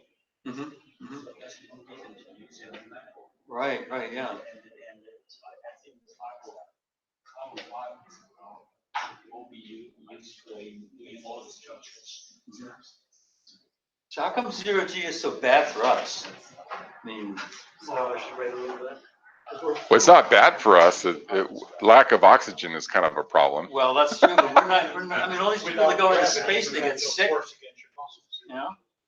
I mean, the guys in the space station, the astronauts, they live up there for 6 months in zero-G. They're doing fine. Because a lot of these Russians. Well, I mean, okay, their bones. I know they get calcium out of their bones and all that, but I mean, they get back on Earth. If we're going to be in space for long periods of time, we're going to have to do the centrifugal force, some sort of artificial My big gravity. idea was spending nights at 2 or 3G, and then so that means you could play at 0G during the day. I don't know, might work. Well, crank up the motor. We're gonna need it. You can have 3G if you want. Yeah. I don't know if I would want to be standing up on 3G. No, but you'd be sleeping. You kind of like something. I don't know if it would work or not. We had a dream about it one time, and I think the Russians have done something like that. Because I remember seeing a Russian space station, which was like, what do they call it? The tilt-a-whirl, the scrambler, where the ride where the cars are sort of in a giant rotating thing, but each car has a rotation of its own, so as it comes in to the center, it's no G and outside all the thing. And I think that someone's been up there with that at some point. Some of the other things that Made in Space is we're doing many different additive manufacturing type technologies. We're actually designing a metal additive manufacturing. So just think in terms of like a arc welder, that's going back and forth, building up a bead. Where we got that going on. We got the Archinaut robot. We have space. We've 3D printed a square tube that's probably an 1/8 inch wall, and it's so long. We're in one of the buildings in NASA. It's like 2/3 the length of the building, and we're actually in the Guinness Book of World Records for the longest 3D printed part. I walk in there every day and I see this thing, going down the hallway. They don't know where to display it. I don't even know how they got in the building. In the building. You know what? We're going to be moving, so that's going to be really interesting. What happens to that thing? Maybe they, can get it out of a window. I didn't even notice if there's a window at the end of the building. They can't go around a corner. I know that. Any questions on Made in Space? So that's kind of it for those two things. Maker Faire. Really sad to see that go. That's my first and last one, I guess. It may be there'll be enough enthusiasm and some people will organize a replacement. The first day I was there, they had the two buildings. I went into the building that we weren't in, the other one, and it was literally standing room only. Our building was packed. But you could still weave between people. The other building was solid. It took me a long time to get through it. So $40 a ticket, maybe times 10,000 a day. I don't know what I don't understand why they weren't making it. Yeah. That's just insane. Neither did they, and there's the problem. Yeah, there's the problem. Correct. You hear for the bit about the necktie wearing MBA jackass that they needed? Yeah. They needed, I think they're going to become a charity, and they need a real development director like the one at the Computer History Museum. Or the makerspace folks will pick up his slack. The ones that went out of business? They were gone. They're back in business now. Okay, they've had their own problems and stuff, like they're the model for the. People that charge up their electric cars will have to have something to do. They'll go to the maker thing and they'll make something while their cars are charging. I suspect we'll be out of it next year, but somebody's going to step. With all of that, all those people that were there, all it takes is a few of those people, to say, hey, you know what, we're not letting this go. And it will take them not having it to get all those people fired up. All they got to do is say, we're having a Maker's Fair, or maybe they call it something else, Builder's Fair. And then all of the people that showed up will show up to theirs. The name is not owned by Menlo Park. Okay. Yeah. It's not owned here. Makerspace is worldwide. Or Maker Faire is worldwide. And they'll just, somebody will come up with something. Yeah. And they'll do it in no time. When I was involved with robotics in the 90s, that's when you remember Robot Wars? Yeah. The robot combat down here at the Mason in San Francisco is where, under the bridge there, they've rebuilt it all, but there used to be these old wharfs, buildings. And I forget the guy's name, but he was one of the people that was one of the core people in Star Wars. And he was the one that was putting these things on. And we went up there the very first year they did that. And I was like, wow, this is really cool. And we went up to him. He said, how would you like to do have 2 autonomous robots? He goes, oh, that'd be so great. So the president of our group, he was a C programmer and I was a 4th programmer. And we were always going at it. I mean, we were, we'd have these games and then I'd write my stuff in 4th, he'd write his stuff in C. His robot, would go and then think and go and think. Mine would go, because it servoed on the environment and stuff like that. Anyway, so we talked to, I think his name was Mark something. And we talked to him and he says, yeah, we'll put you in next year.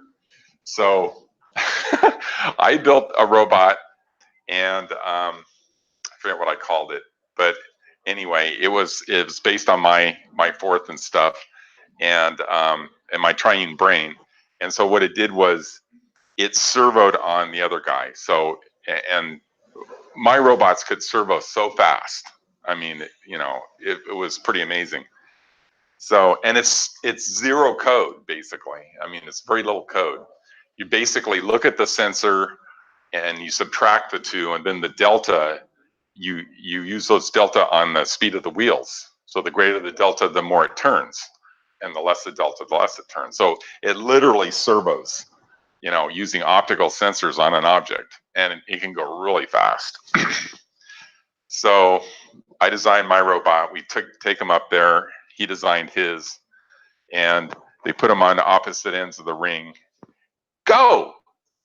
So I had been sitting there tweaking my code before the event. And my robot blasts out and stops because it ran out of battery. and then Jerry Burton's robot would come and he had like sonar and he was trying to find me, and so he would stop, he would look around, and his robot goes 6 inches, stop, look around, and he came up and he just tapped mine.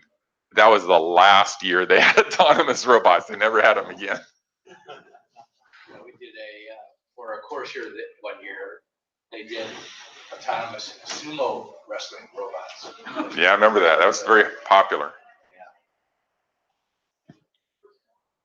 Well, that's all I got for this month. Thank you. And thank you for the orders, guys. That gets me, puts fire under my, what? I'll get it done. Get your robot next month. That's my goal. I have a deadline now. Hey. I'm gonna take a short break. Okay. What's the feeling here?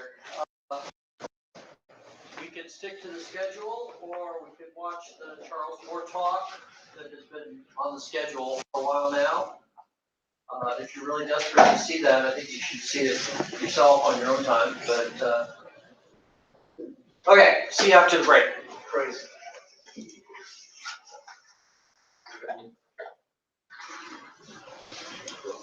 Are these particularly sensitive? Should I aluminum foil them, or are they just fine the way they are? No, they just oil and oil. I think I don't know about water. Yeah, water might. But it's quite study. By the way, I found an answer to my previous question. You can access serial UART from a web page using web. Oh, thank you. That's a Raspberry Pi adapter. Raspberry Pi adapter. So either Arduino Shield or Raspberry Pi. Which version of Raspberry Pi? I have no idea. I sent out an email to something, but you also come up on that. So it's got a all linear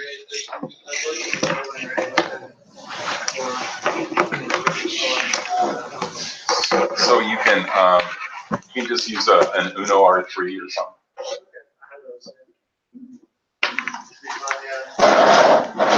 Hook it up to the present fourth or something like that. And that'll blow people away. Yeah. 'Cause you can't do that in any other language. And plug in. Thank you.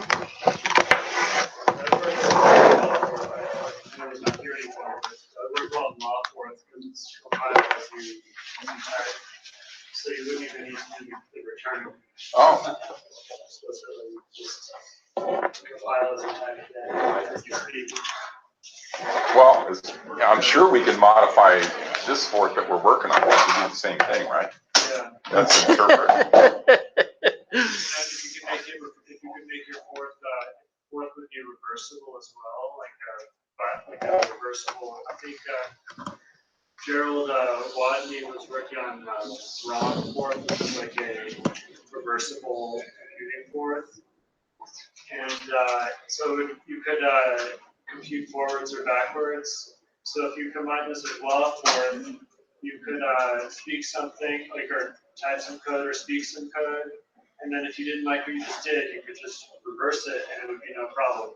I mean, up to a certain point, like, I mean, up to like dropping something. speak it backwards and erase it. Or you can just like undo it, like do it's or another UI which I've been working with is for reversible fourth is to just make because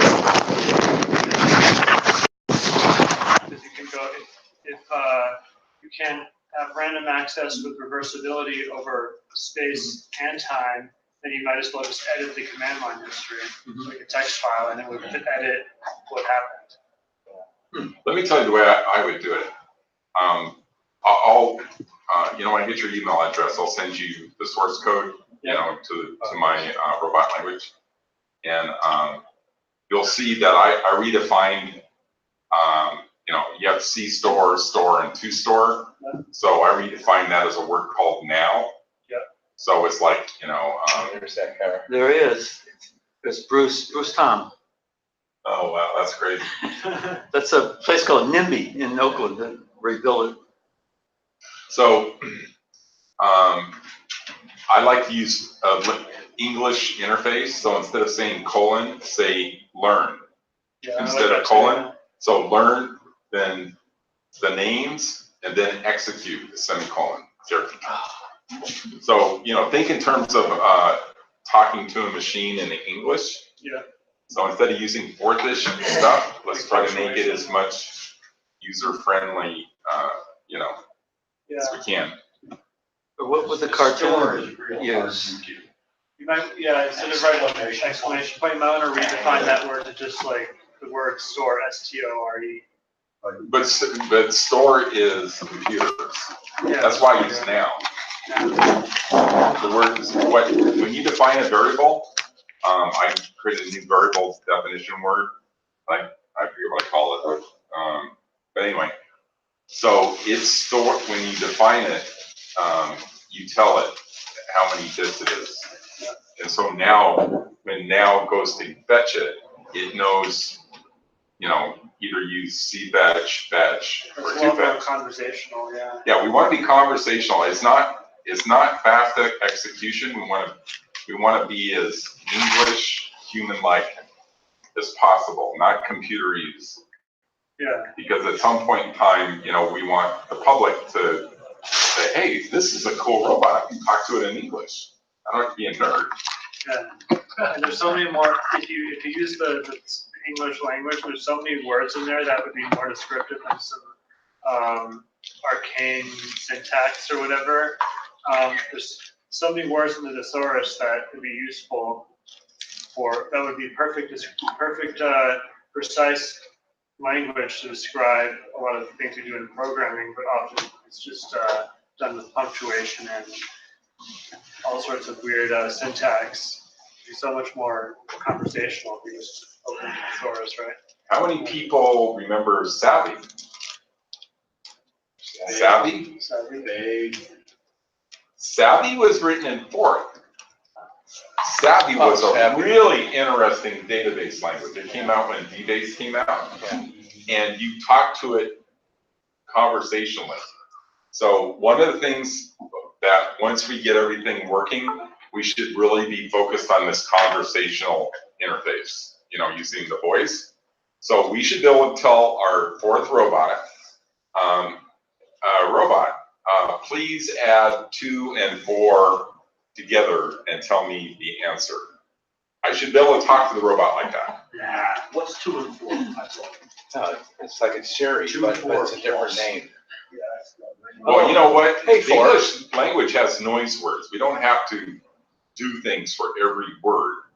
But it should be able to parse out the fact that you know, it heard the word add, and there was 2 numbers.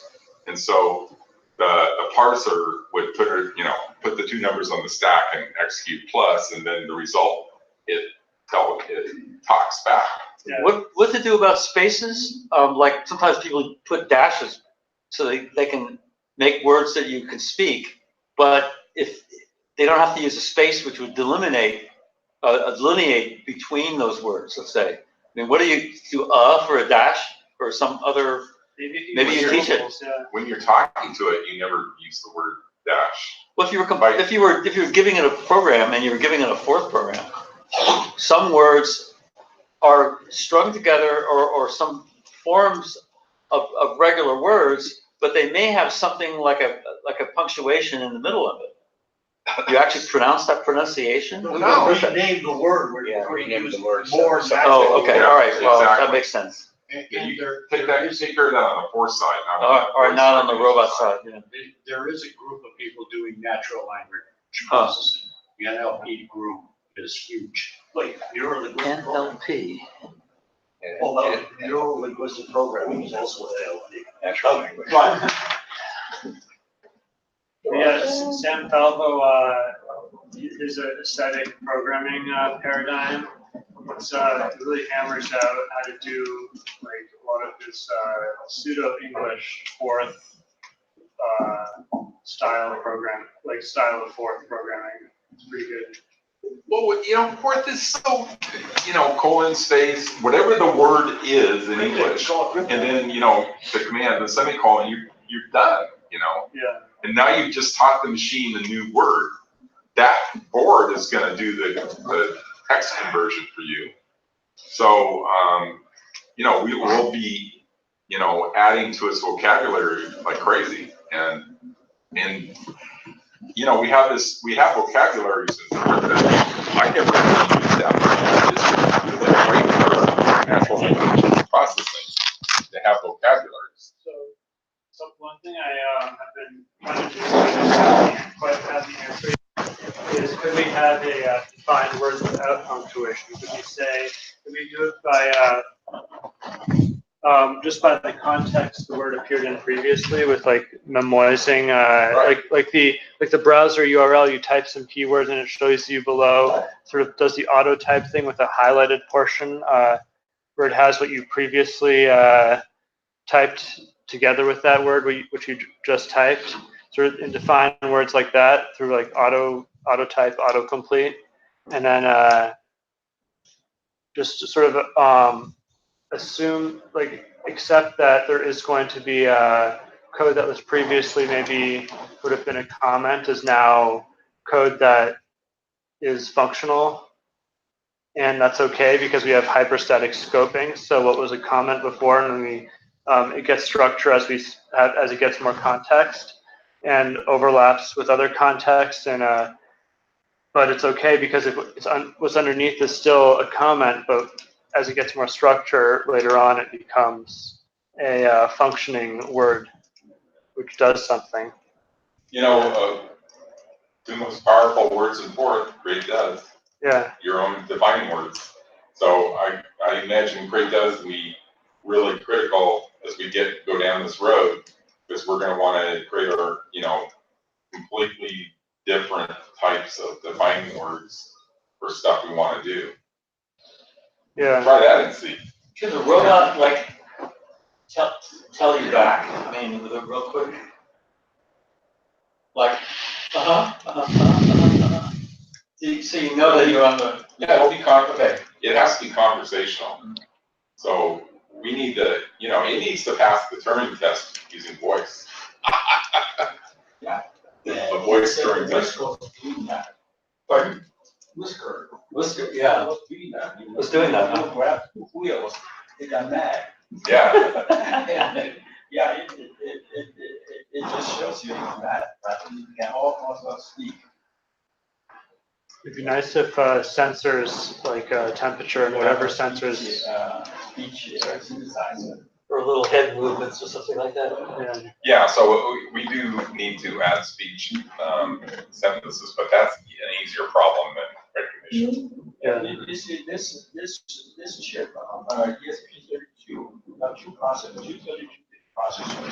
and you got the 8 ADC. So I think it has everything that you need to do speech analysis. You can receive a speech, but then the analysis and all these things going to be. I've seen piggyback boards for type processors that do recognition and speech synthesis. I think there was one of them at the fair as well. That's it right there. That's one of them at the fair. That worked. Oh, yeah. That was the most impressive one, I thought. Yeah. So yeah, this is the beginning. This is not gonna be the end. After we get everybody, working on this and getting everybody up to speed on, learning my triune system and that, then you guys can come up with your own ideas and we'll incorporate that stuff. And then I'll turn around and I'll start making some other boards to build bigger robots. And we'll network boards and stuff like that. We have to walk before we can run, but we will build robots that'll blow people away with the programming talent in this room.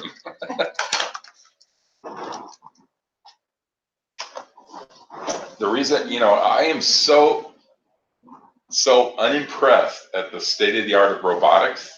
The only thing that impresses me is like Boston Dynamics, that's very impressive. They're, they call it Spot, the four-legged guy. The big dog, yes. No, look at beyond Spot. big dog. Okay. Spot is unbelievable. Spot is electric. And there's a video on YouTube where one spot opens the door and the other spot goes through it. Have you guys seen that video? Amazing. It's just, and we sold it to a French company. These are the Daleks patrolling the Microsoft parking lot. Oh my God. Yeah, those are. Can you look at the is there a public record for? They're not very smart, those guys. No. No. And they get it. No, they're remote controlled with some security guard. It's just putting a security guard in 4 places instead of 1. All right. Yeah, it's just pushing a camera around. I was all about it. Not even an electric cattle prod or a squirt gun. I mean, come on.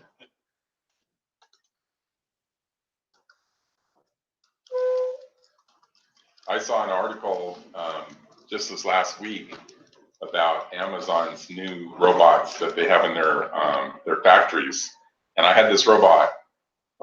If you guys go on, the web archive, archive.org. Yeah. So if you type in Angelus Research Corp, you'll see my old webpage about 2005. And send a link to the list. Okay. Well. I built a robot called Stockboy, and this was back in '96 or so. Hold on a sec. That's it. That's the video. Yeah, Boston Dynamics. this is amazing. What it's doing is calling its buddy. The buddy comes and says, "Oh, I know what to do." It eats the doorknob right off the door. I can do that.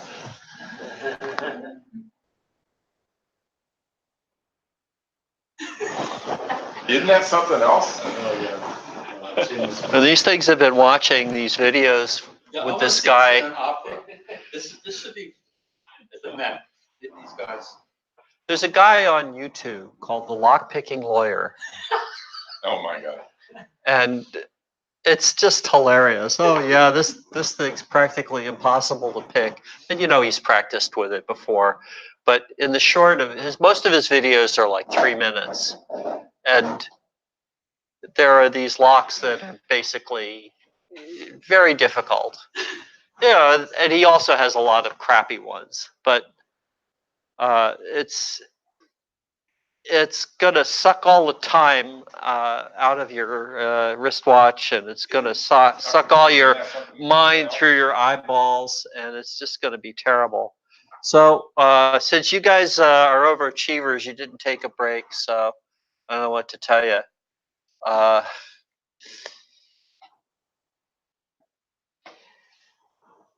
So this is the body of urban myth, and it's a fairly large sculpture. It's a heroic size goddess holding aloft a Wascomat. It is a Wascomat brand washing machine, popular among naval vessels and telemetry scows, of my experience. But that's sort of a separate issue. So the topic that I meant to talk about was this. That's formerly the kilogram. Little chunk of metal, very carefully machined. It's actually changing over time. And it's sort of hard to explain why. It's getting heavier. It's not agreeing with its cousins. And I have disagreements with my cousins sometimes, but that's a separate issue. Let's put one on Mars. Anyway, it's evolved. All of the other standards are not physical objects anymore. They're recipes. For example, this guy, Henri Trescal, built this cool rod in a cool cradle, and that became the meter. You would measure this rod and measure it against some transfer standard, and you'd be able to carry your meter around with you. And then you bring it back later and compare it and see if they had one or the other one was different. And then you know you're like the guy with 3 wristwatches. He never knows what the hell time it is. But all of the other standards, for example, temperature. Anybody know how they do temperature these days? If I have a thermometer and it's traceable to NIST, or the Canadian equivalent of NIST, or the French equivalent of NIST, how did that temperature get to be in my little thermometer? Any idea? Well, you have a recipe that involves the triple point of water, and that'll get you 0.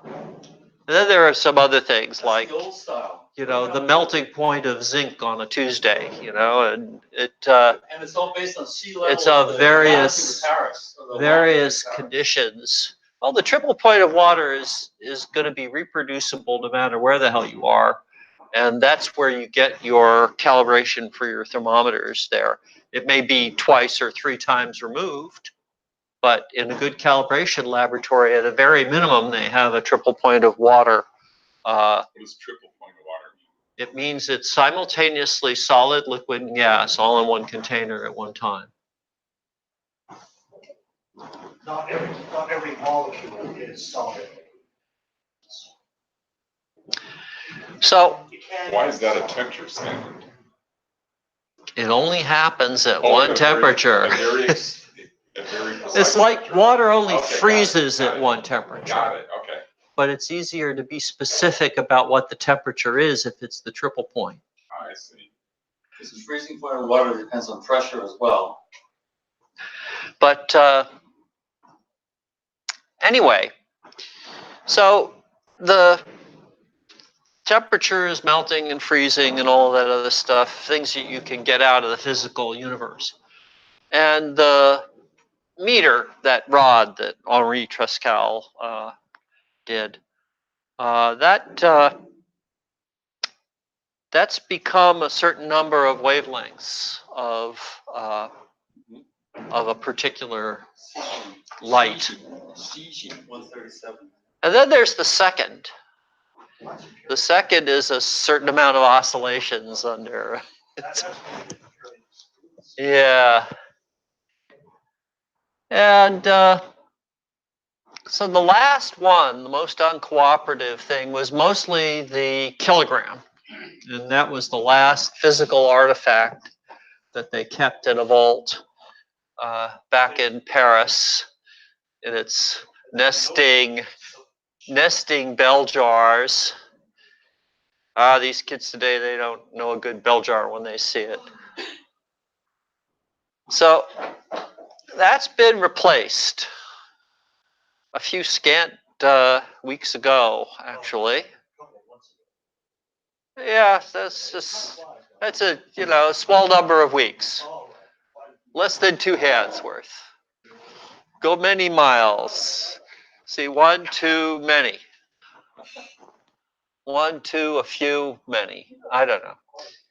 So this thing normally has a can over it, and I think that's an O-ring seal I see at the bottom, so it may involve vacuum because these things tend to suck. But it's got lots of wires and cables, and it's called a kibble balance. And it measures mass properties by balancing them against a force produced with a volt and a amp under certain specific circumstances. And once again, there's a complicated recipe that took a long time to evolve. And building these things is not easy, but it has the advantage of being reproducible each time. If you build it the same way and do it the same each time, this one will agree with that one all the time, every time. And you can take this one over to... So how many of these are there in the world now? Hard to say, because I don't know. That's beyond the scope of this talk, as I want to say when I'm blathering about this stuff.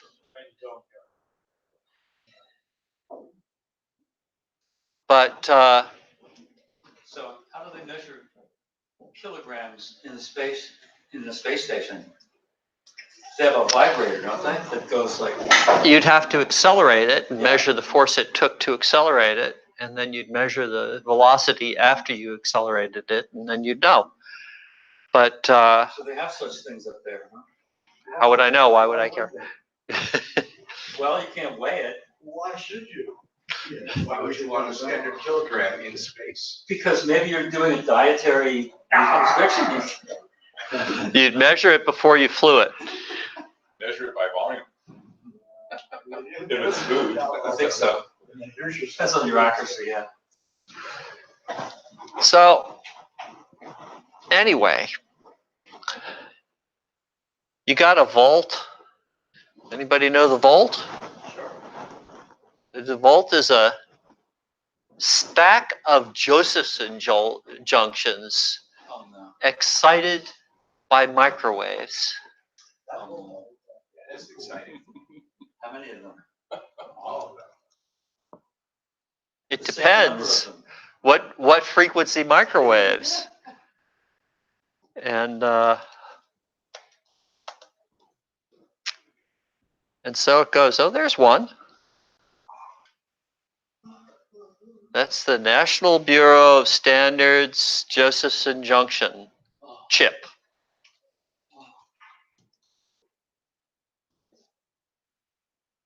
So this is the most wobbly definition of a standard I think I've ever heard.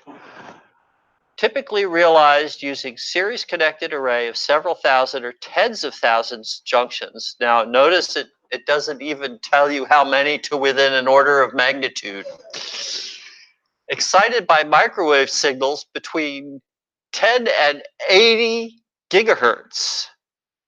So, you know, I used to hang out down around S-band because that's what I warmed my coffee with. Seemed like a good idea to me. So that's the wavelength that the telemetry came in on. But you know, 10 to 80 gigahertz. What's that? Can we call that an octave? That's a little wide in terms of what we're demonstrating.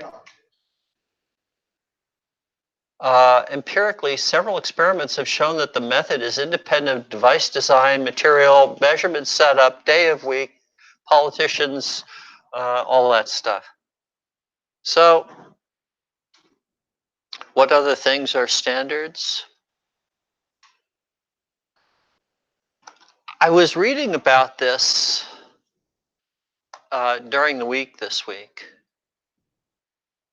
And there were a number of things that puzzled me. I was reading about the amp, and it wasn't clear to me whether the amp was just its own thing or there was some Hall effect deal involved, or you put a volt across a particular resistor and measured the current, and that was your amp. If you have a charge that's even lower than that. Well, you know, you just have this wire and you count the electrons going by, and that's your amp. But how do you realize it? What do you mean, how do you realize it? Well, the phrase in the metrology business, the science of measurement, is when you have a standard, you have to realize it in some way. For example, the kilogram was realized in the olden days by this chunk of metal. Now it's realized with this arcane piece of claptrappery, the Kibble balance. It just goes to show you. Measure current by putting a very tiny resistor in the wire and measure the voltage drop. That's the way it's typically done.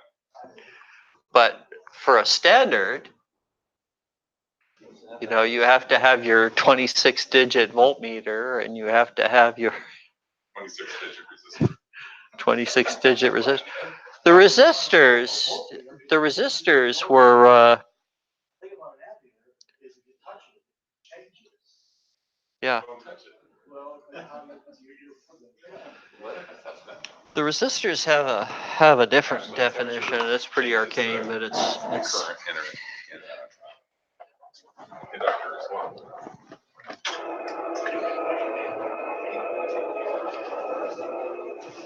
So now you know more than you need to know about standards.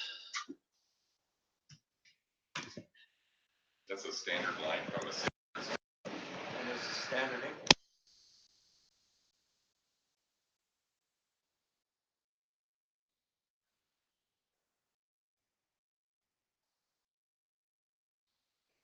Charles Curley wrote an article some time ago, and it was about the fourth non-standards team. Yeah. I remember the ANSI fourth battle? That was funny. I mean, if you've seen 1/4, you've seen 1/4. Yeah. That's the old, yeah.